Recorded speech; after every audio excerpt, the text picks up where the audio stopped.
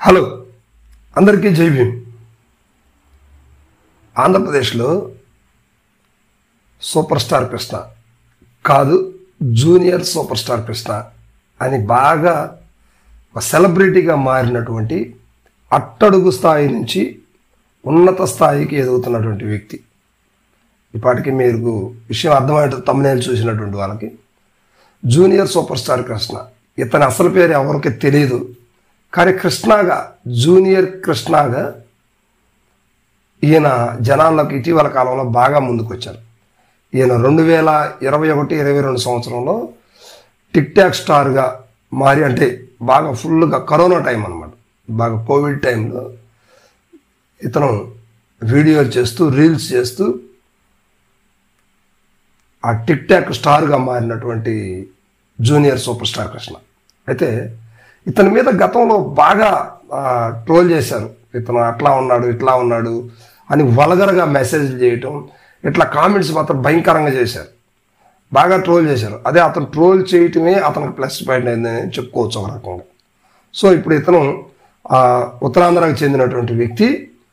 ఇతను ఆంధ్రప్రదేశ్లో కాదు, తెలంగాణలో కాదు, తెలుగు వారు ఉన్న ప్రతి చోట కూడా ఇతన్ని ఛానల్ అనేది సబ్స్క్రైబ్ చేసుకున్నారు. దగ్గర దగ్గర ఇప్పటికి అతనికి 3 లక్షల మంది దాకా సబ్స్క్రైబ్ చేసుకున్నటువంటి పరిస్థితి ఉంది. ఇటీవల అతను పేపర్లలో కూడా, న్యూస్ పేపర్లలో కూడా ఆయన బయోగ్రఫీ మొత్తం, అసలు ఏం చేస్తున్నాడు, ఎంటర్టైన్మెంట్కి ఏం చేస్తున్నాడు అనేది, తర్వాత కుటుంబ పోషణార్థం ఎలా ఉంది, ఆయన కుటుంబ పరిస్థితి ఏంటి అనేది మొత్తం ఒక ఇంటర్వ్యూ కూడా చేశారు. ఆయన మీద ఒక ఎడిటోరియల్ రాశారు అనమాట. సో ఇప్పుడు ఈ జూనియర్ సూపర్ స్టార్ కృష్ణ అనుకోని రీతిలో ఇతర దేశాలకు వెళ్ళవలసి వచ్చిందనమాట.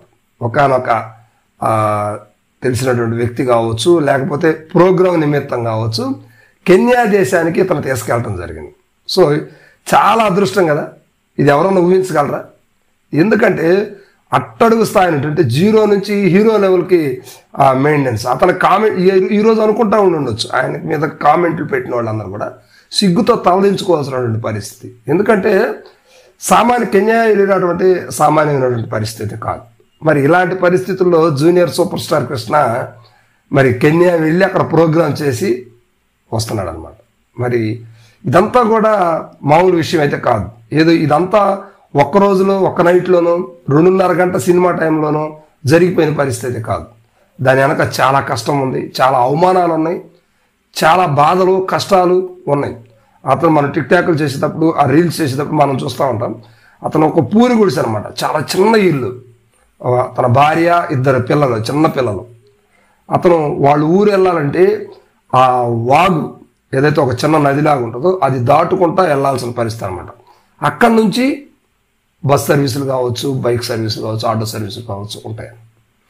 ఇలాంటి కష్టమైన పరిస్థితుల్లో కూడా అతను నిలబడి, ఇటీవల ఒక రీల్స్ చూశాను నేను. అప్పుడు వర్షంలో కూడా కృష్ణ మేకప్ని చేసుకొని వర్షంలో కూడా తడుస్తూ వీడియో చేస్తున్నారు. వాళ్ళ భార్య, మా ఆయన వర్షంలో కూడా తడుస్తూ కృష్ణ గారి అభిమాని అయినందుకు, కృష్ణ గారి అభిమానులందరినీ సంతోషపరచడం కోసం ఆ వీడియో చేస్తున్నారంటూ వాళ్ళ భార్య మాట్లాడటం జరిగింది.